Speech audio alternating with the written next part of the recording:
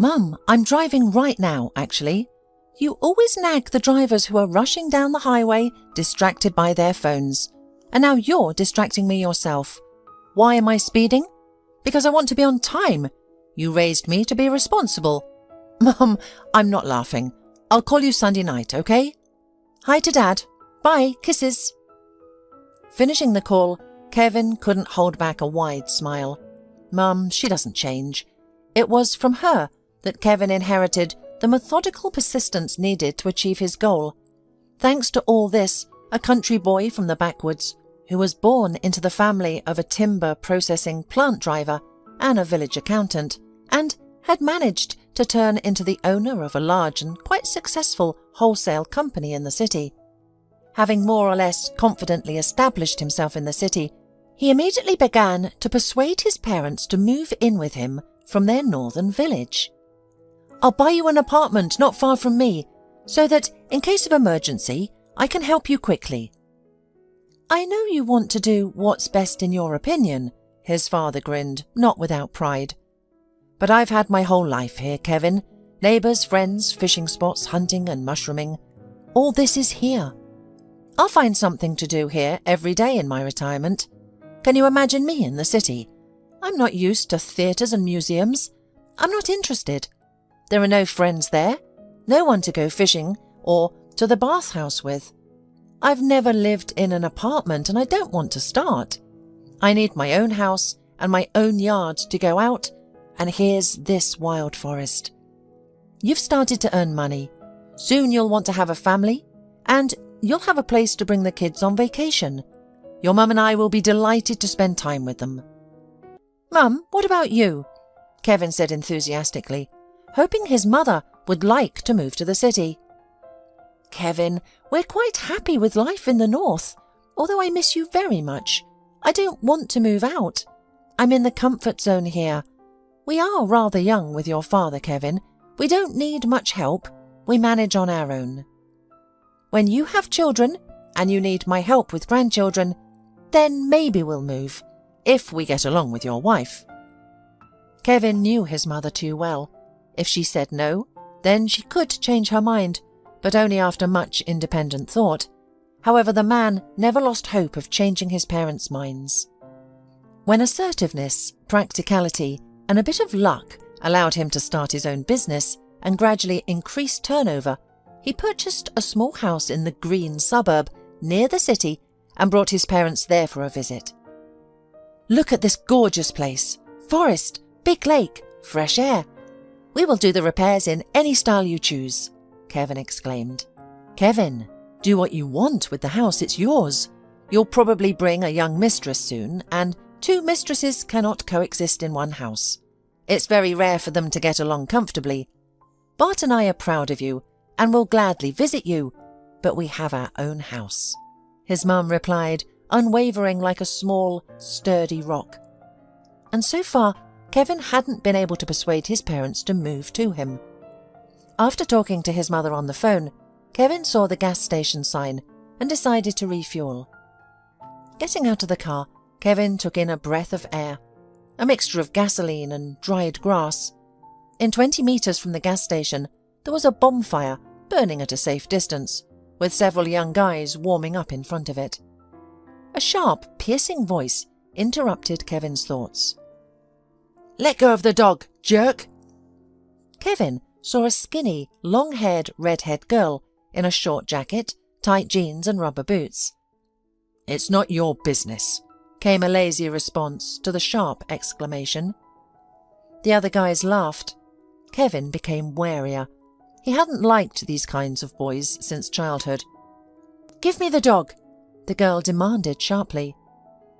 We'll put your mutt on the grill and roast it, and we'll fry you too, but with a different recipe, if you don't stop bothering us, one of the guys said with annoyance. Not very scary, the girl said, however with a slight fear. Suddenly, the big guy loosened his grip, and the dog jumped out of his arms. The girl immediately caught and hugged the shaggy, dirty dog by the neck.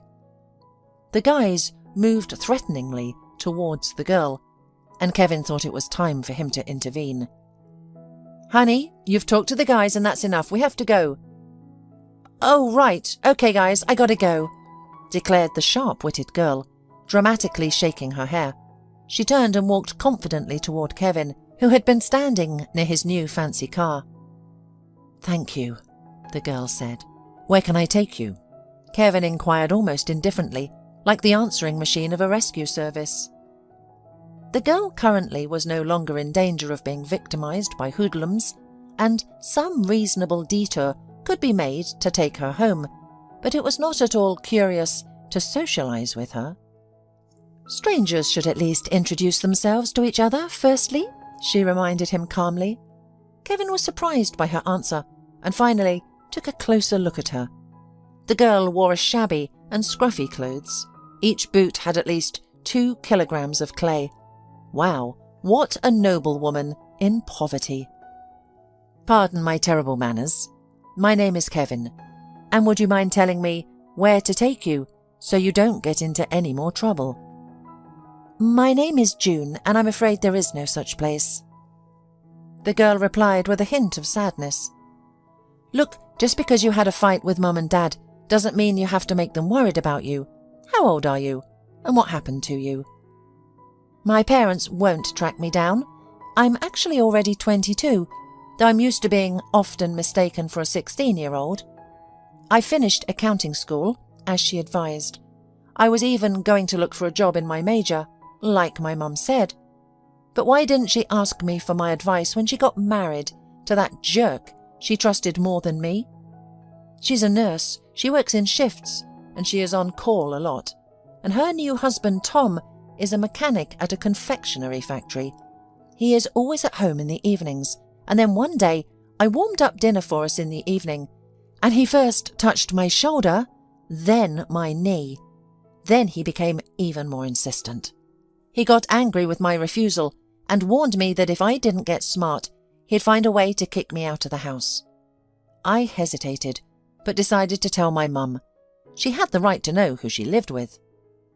But to my great shock, then she told me that I was selfish, that she had raised me with such difficulty, and now I was interfering with her happiness, for which she had waited so long, and saying nasty things about her loving husband. Maybe it would have ended there, but she asked Tom, and he immediately found what to answer. I'm sorry, honey, I didn't want to upset you, but your daughter is deliberately provoking me. She's always hitting on me. Of course, it's not your fault she's grown up like this. You thought about how to provide for her. You worked hard. I have no complaints. And there, my mother believed him unconditionally. She called me names and demanded that I apologize to the offended Tom. So I packed my backpack with a couple of changes of underwear and documents and left. I also took my savings from my summer vacation job. Maybe it would have been reasonable to take something from Tom's wallet, but I couldn't. Otherwise, it would have looked like I was worse than him. Do you have a destination, or do you just love wandering around out of principle and love of nature? Kevin asked, catching himself in the thought that, for some reason, he believed this girl. I'm a fool, of course, but not like that, explained the girl. Of course I had a plan. I decided to go to the town where my father lives with his new family.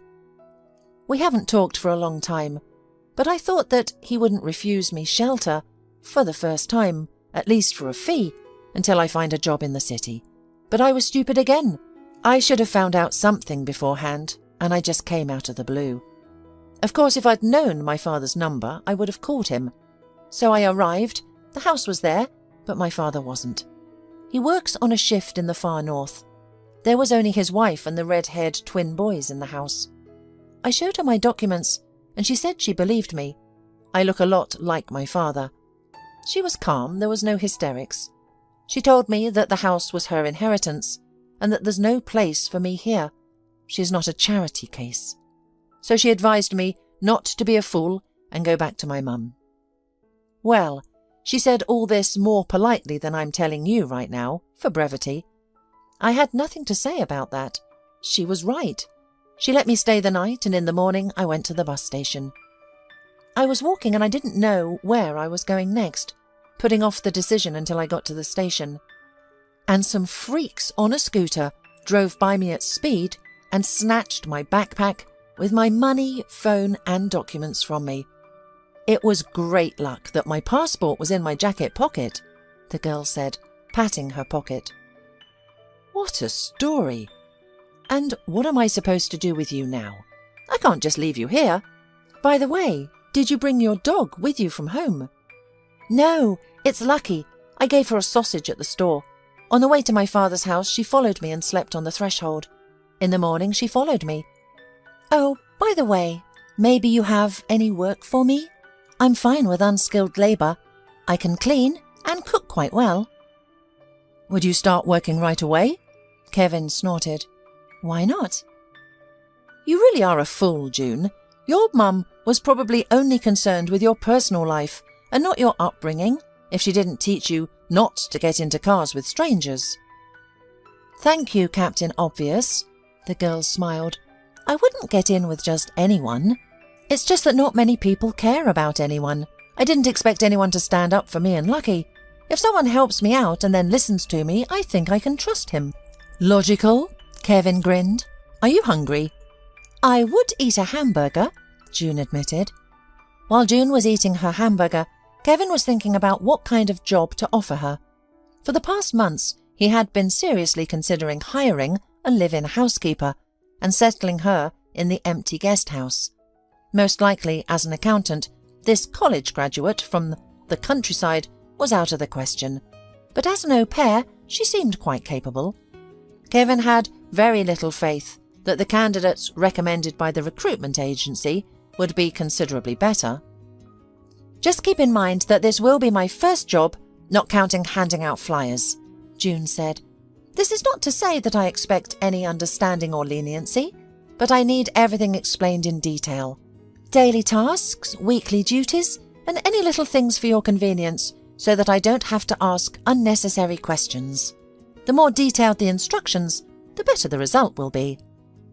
You are a sensible girl at times, Kevin snorted. It had been 2 months since June had been living and working at Kevin's house. So far, the man seems content with everything. Okay, good, he would say with a smile when returning from the office. June also called her best friend Peggy and told her where she was and what had happened to her. Well, at least your boss doesn't yell and demand the impossible. You're lucky to have such a reasonable employer, said Peggy, happy for her friend. Then, at June's request, she went to her mother and heard from her that she had no intention of searching for her daughter or verifying her whereabouts. June quietly cried for most of the night, burying her face in the shaggy fur of Lucky. She understood that she was not a priority for her mother, but it was one thing to feel and another to get confirmation. However, Kevin strongly advised June to inform her mother about her whereabouts. After all, a mother is a mother. She's not a monster, right? She'll certainly start looking for you soon. She'll start worrying, and she might even file a missing person report. Meanwhile, June got accustomed to her new job and housing. She was only afraid of Kevin's guests, but they were rare, and when they did visit, they mostly talked about business and behaved as if they were in a business meeting. She even started to worry, did he have real friends? Not just the smiling, polished or cautious business partners, but real friends who would have ordinary conversations. And then one Friday, Kevin returned home much later than he used to, at 3 a.m. However, he wasn't alone. A graceful, well-groomed brunette with coral fingernails on her long, slender fingers stepped out of his car. I should have quietly gone to bed after finishing my tasks, instead of waiting for him like a fool. June scolded herself for her miscalculation and for being unpleasantly surprised by the appearance of this beautiful girl. This should have been indifferent to her. Unusually, when there were important visitors, Kevin would call in advance and provide specific instructions. However, this guest was completely unexpected. The girl didn't respond to June's greeting and gave her an indifferent glance as if she were furniture. Well, that's fine, June thought, interpreting it as a permission to act the same way. She snorted contentedly and disappeared into the guest house, knowing that no one would bother her until morning. However, her plans were interrupted by an unexpectedly ringing phone. June didn't want to answer it, but it kept insisting. "June!" Kevin's deputy exhaled with gladness. "Thank God it's you. Are you at home or near your boss? Sorry for the stupid question at this time of day. His phone is disconnected, but I urgently need to reach him out." "Frankly speaking, I'm in my room." "June, I know I don't have the right to ask anything, especially after nightfall, but it's essential. I'm sorry, but there's a problem with the paperwork for the last big shipment of dried snacks. We just found out during the overnight shipment. We need to do something about it. Please, go to the main house and hand the cell phone to your boss. Can you do that?" "Okay, call me back in 5 minutes." June quickly put on a long robe that reached down to her heels, slipped her feet into sports boots, and quietly went out of the guest house. She purposely stomped loudly on the stairs leading to the second floor, where the master and guest bedrooms were located, so that Kevin and his girlfriend would hear her. However, they didn't hear her. There was a heated conversation taking place outside the door, quite loud for this time of night. "Where did you see caprice, Kevin? It's a reasonable request from a girl with a sense of dignity. I'm not a prude, and I understand perfectly men's physiological needs. I've already made sure of that. Okay, if you're so conscientious and socially responsible that you can't fire her on the spot, write her an excellent reference and pay for a VIP package to help her find a job through a staffing agency. It's nothing personal, but I would like her to sleep with anyone's husband or boyfriend, just not mine." "Priscilla, no one has ever complained that I'm not clear about my position." Kevin's calm, tired voice could be heard. "I have no desire to offend you or June, and I have never had a thought about sleeping with her. I really don't understand why you are so jealous." The arguing didn't continue as June's phone started ringing in her robe pocket. The girl finally realized she was frozen like a statue in front of the bedroom, started pounding on the door with her fist. "I apologize for interrupting, but your deputy is calling about an urgent matter." Kevin opened the door and June handed the cell phone to Kevin. Without waiting for any comments, she turned and walked back. Peggy was right. Everything is going suspiciously well. It won't last long. You shouldn't get used to a good thing, so it won't be as frustrating when it's over, June thought on her way back. In the morning at 8 o'clock, she got out of bed and made coffee on a small gas stove. Sitting at a narrow table with a cup in hand, she looked around for her phone to dial Peggy's number. It was then that she remembered where her phone was. "I'm getting crazy," June complained to Lucky, who was lying at her feet with an indifferent expression. The girl found comfort in short conversations with her dog. There was no unnecessary chatter, just the essence of the question, and she could imagine the dog's responses. "Just don't get too carried away with this kind of therapy," Peggy advised half seriously. "Try making some acquaintances among the people there." No sooner had June sat down next to Lucky to think over the next steps in her life, burying her hands in the dog's withers, than the doorbell rang. "Come in, it's open," June replied, trying to sound calm. Kevin entered, placing her cell phone on the table. "Here, I'm returning it. My deputy and I inconvenienced you. It rarely happens, but sometimes it does. My phone ran out of battery at the worst possible time. Sorry." "I'm sorry too," June heard in her own voice. "I didn't mean to eavesdrop on your conversation. I was just confused when I realized it was about me. I'll leave without any problems. Don't keep me here out of pity. You've been a great help. I won't be lost. There are people in much worse situations." "I don't know what you've made up in your mind, June, but I don't want to get into it." Kevin waved away tiredly and even grimly. "Forget everything Priscilla has said. I just thought that I found someone for a serious relationship, but it turned out that I was mistaken. As for you, you just keep working hard and diligently." Kevin had a habit of twirling different objects in his hands. A phone, a glass, or a pen. He did it when he was thinking about something. Now he picked up a thin sketchbook from June's dining room table. The man opened it, flipped through it, and became animated. "Wow, you know how to draw, but you never mentioned it." "You never asked about my hobbies," June said, the first thing that came to mind.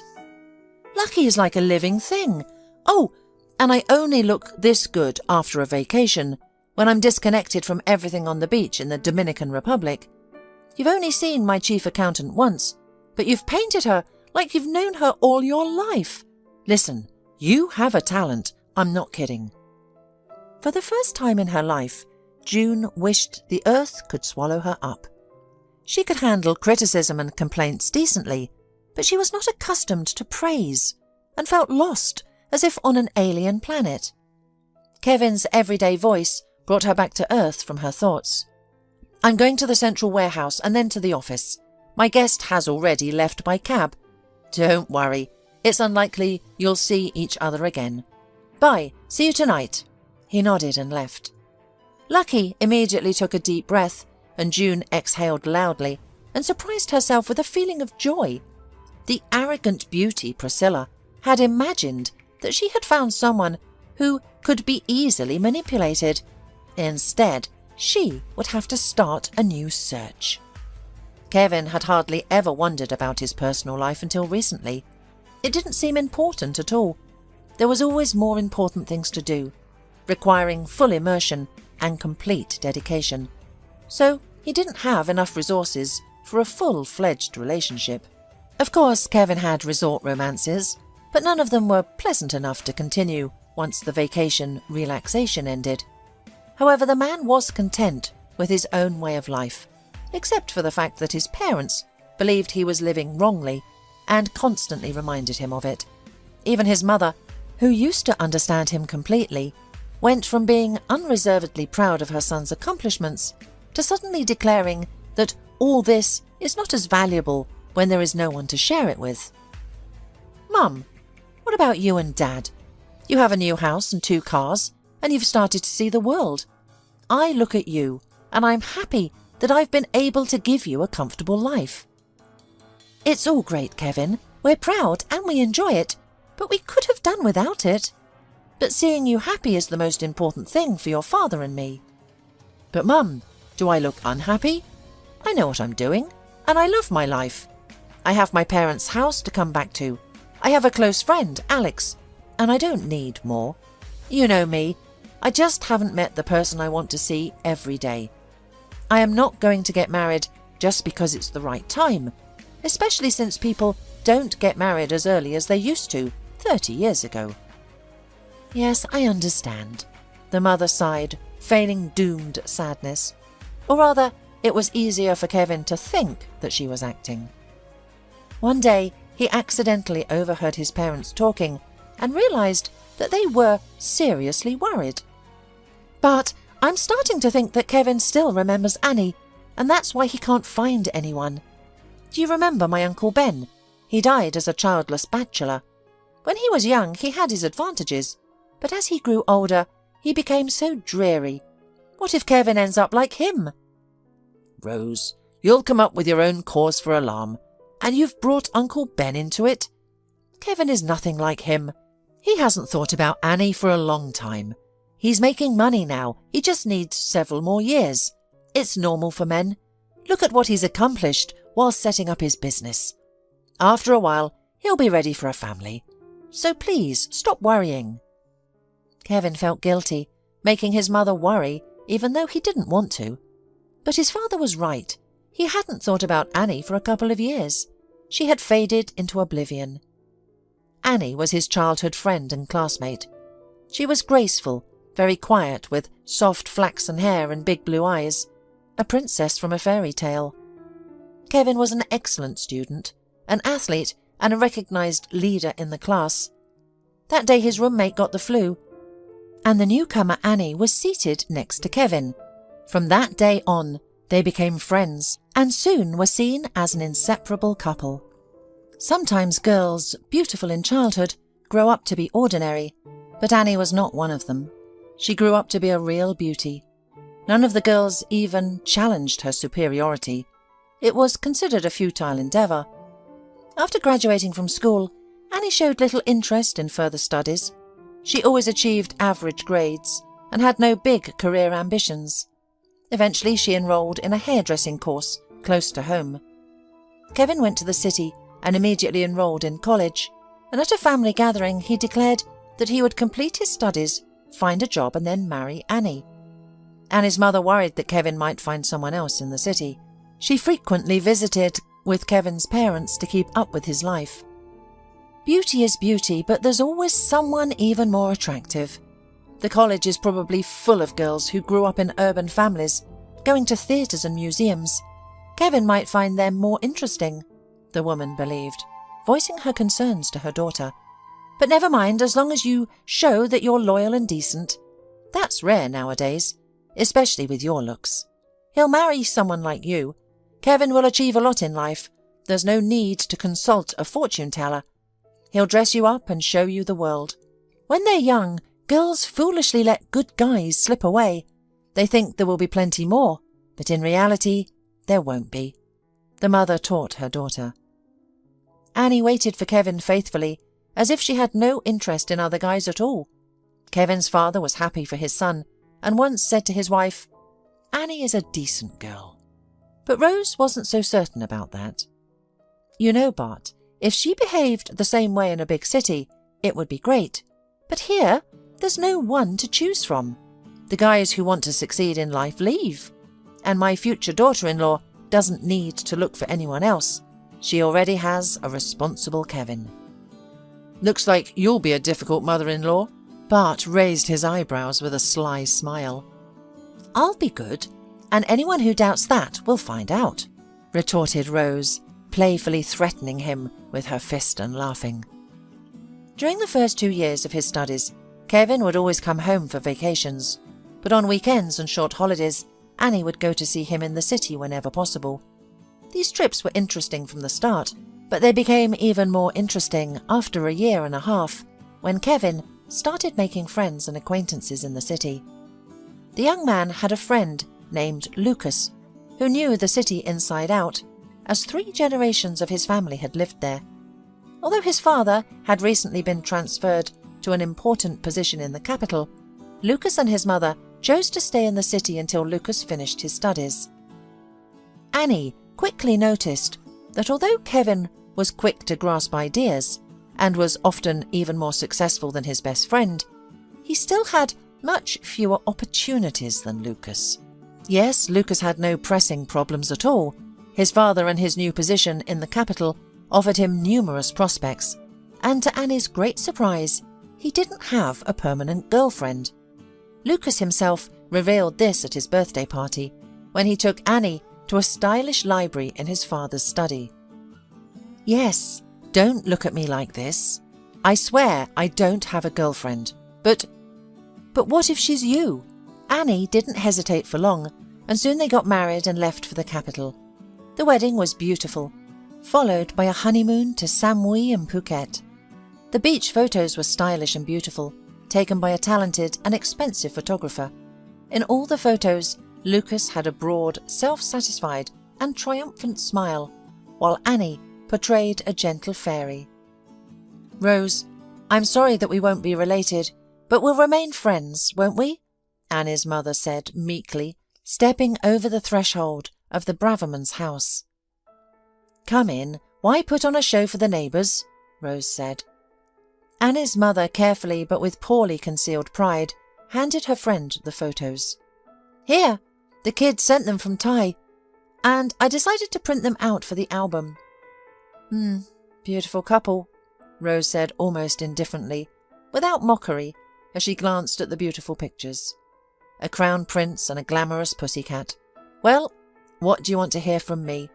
I'm glad everything happened now, that my son and your daughter didn't have an opportunity to get married and have a baby." As for Kevin, he did not say a bad word about the failed bride, and did not let others talk to him about her. He just quickly digested it all and never made any more relationships. Not out of principle or on purpose. It just happened that an invisible armour had grown around him. He didn't make friends either, only useful business acquaintances. His only friend was his classmate Alex, a bookworm, part-time snowboarder and mountaineer, an extreme sports enthusiast. And now Kevin said goodbye to Priscilla. He had been dating her for 6 months. Of course, he had seen before that Priscilla was too capricious and liked money, but her last jealousy just finally put an end to the possibility of continuing their relationship. Nearly 6 months had passed. April arrived, and spring was already palpable in the coastal hills. June and Lucky discovered that there was a lot of dog lovers in the neighbourhood, and Lucky, a big and shaggy dog, played happily with expensive dogs, which were prize winners and participants in various exhibitions. Each of the nearest neighbours, whom Kevin did not know before because there was simply no time to get acquainted, now had a pencil portrait over the fireplace or in a cosy corner of the bedroom. Some photos showed a dog and children, others showed a dog with his wife and children, and still others showed a dog with his owner in his office against a bookshelf or a fireplace. One day Kevin invited an art expert to visit him. After looking at June's work, he approved with restraint. "Fresh, original. Where did you study?" "Accounting school." "It happens," the art expert said with a light smile. "But now, it's time to study for your vocation." After giving her detailed recommendations, the expert and Kevin went to the library, while June went to her guest house, sat on the sofa, and suddenly cried silently. If only her mother could hear what the gallery owner had said. June's memory brought back in detail the conversation she had with her mum before her high school graduation. "June, I will repeat it once again and I won't say it again. While I provide for you and clothe you, I will decide where you should go." "That's not fair. This is my life, and I don't want to end up with an unloved job like you."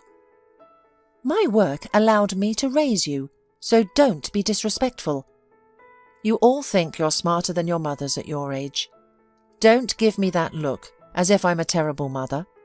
If you had a wealthy father who would provide for you, everything would be different. Trust me, you need a profession that will always provide for you. Accountants are in demand everywhere. They start earning good money fairly quickly. They don't have night shifts or complain about elderly patients. My classmate manages several small firms remotely. It's a nice thing, having a cat on your lap and not dealing with annoying, bossy faces.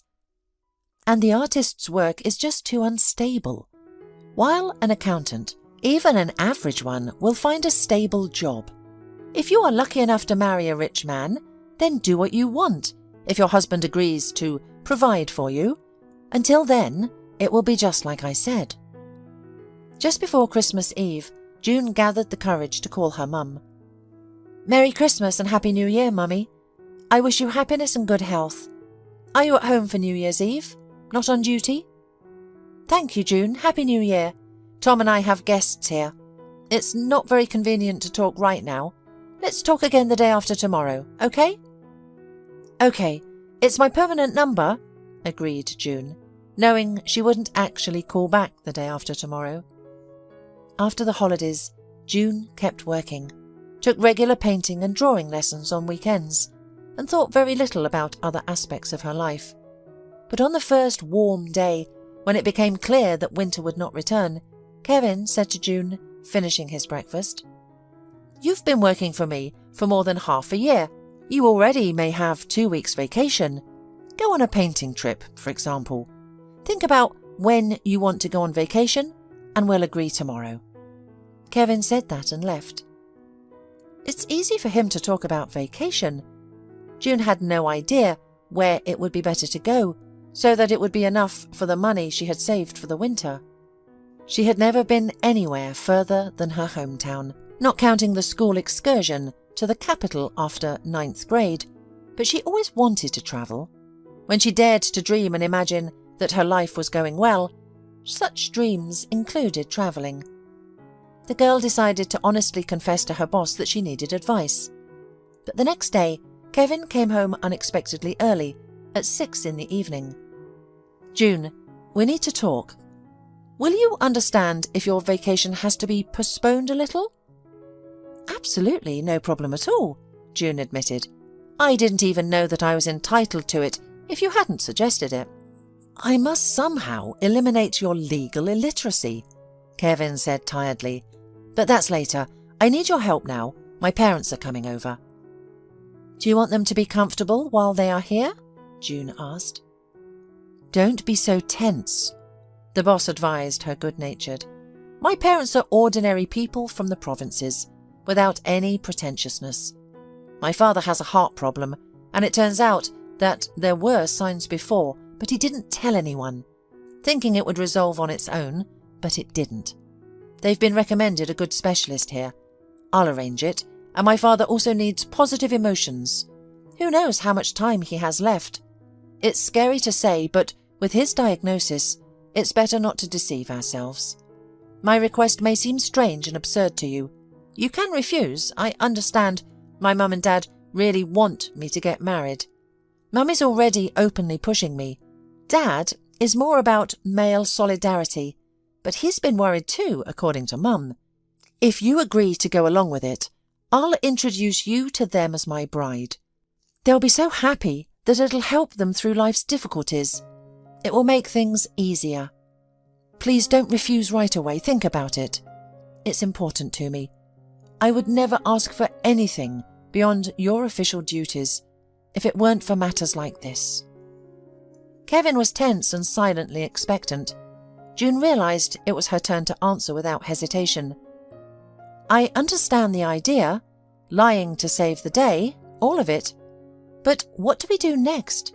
You and I can pretend to be bride and groom, and your father will be happy.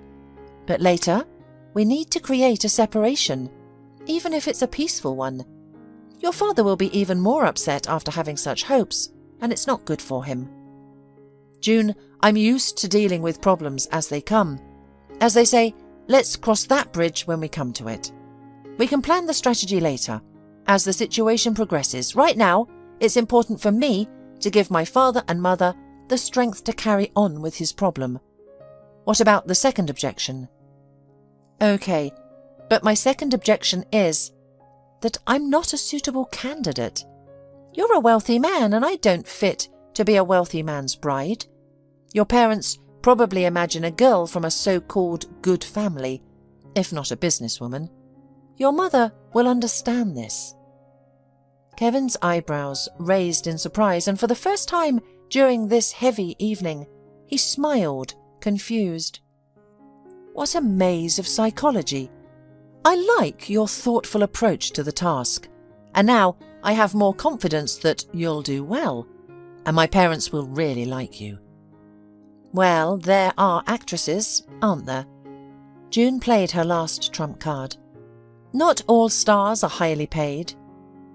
Many actors need roles, and they can play Jacqueline Kennedy if they have to, so you could hire one of them." My parents would be scared of Jacqueline Kennedy, though," Kevin objected warily.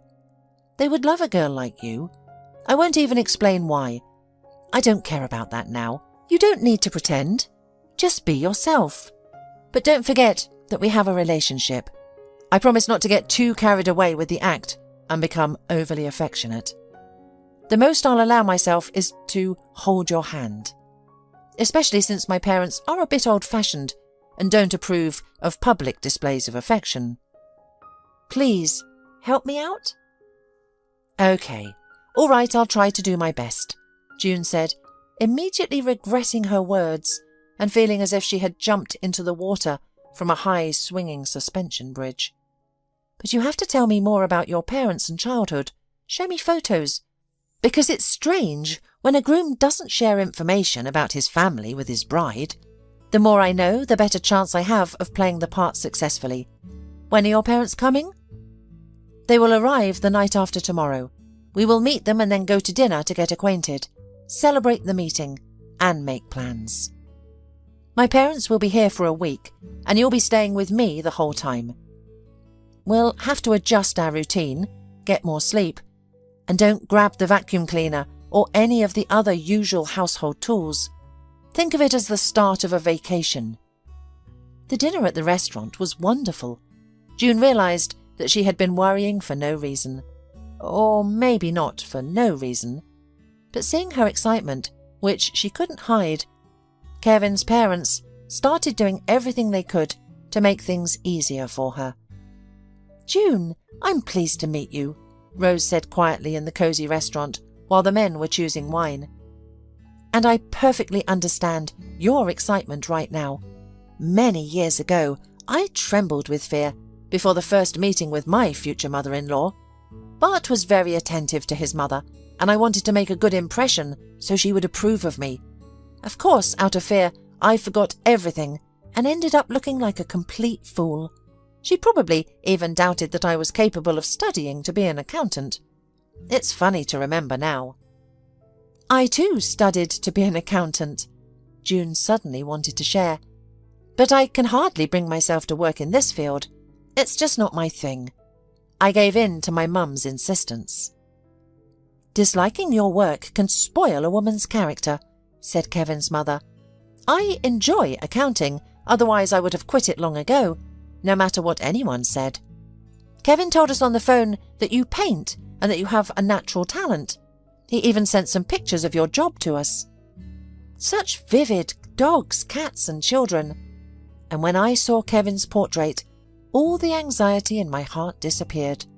Well, he's finally lucky. He's not being deceived. It's obvious that you love my son. I'm not an art historian, but you can only paint like this with love. It's not just talent. Sorry if I embarrassed you." June blushed to the roots of her hair and was glad that Kevin and his father were busy choosing wine and hadn't heard what Rose had said.